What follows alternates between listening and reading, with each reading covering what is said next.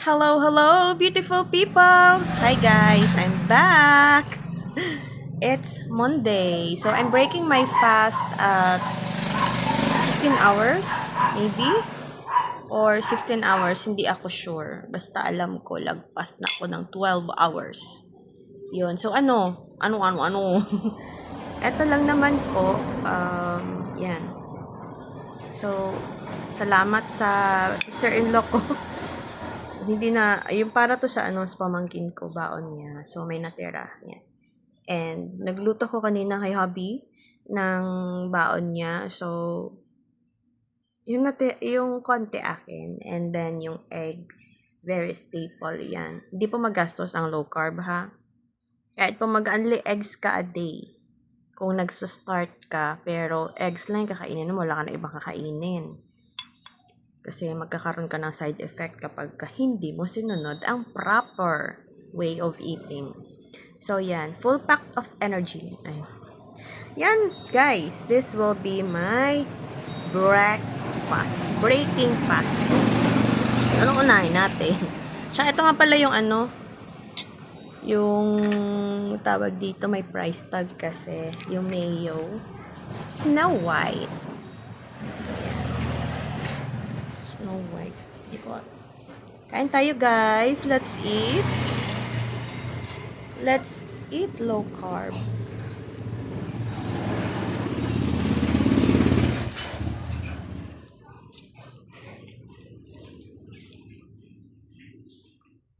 Eggs muna. Ang buhok ko.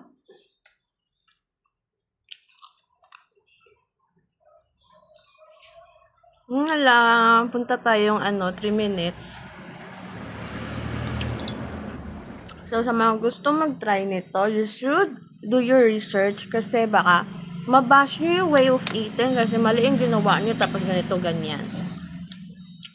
Yun. Gusto ko ng tostado. Pag bagong luto yung sunny side eggs, masarap yung malasado or medium rare. Pag kakainin pa later in the morning, it should be well done. Parang hindi siya malangsa.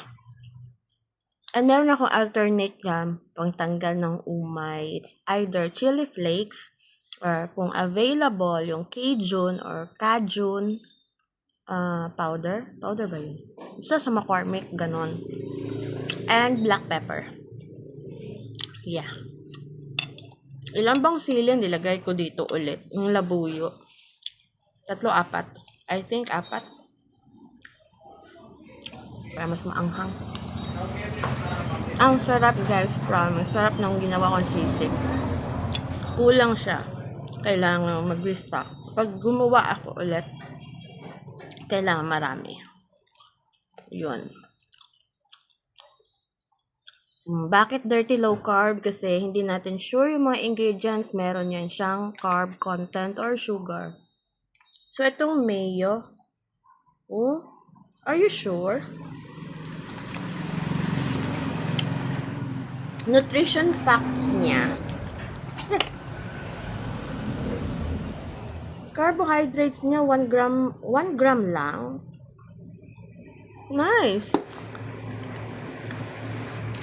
Kasi sa mga low carbers, like, gumawa ako ng very, very strict way of eating noon. Ano ba yung pag-pronounce nyo? QP? QP mayo, Japanese mayo, yun yung ginagamit ko. Minsan na ako gumamit ng Lady's Choice or Best Food. So, best pala to. Perfect siya. 1 gram lang yung carbohydrate content niya. Tsaka nagko-compute. Titingnan ko yung total carbohydrates minus the fiber. And yan na yung net carbs ng isang product. Ganon. So, saan na naman tayo pumunta? 5 minutes. So, that's all muna for today, guys. And natin to kasi wala naman masyadong nanonood kapag matagal.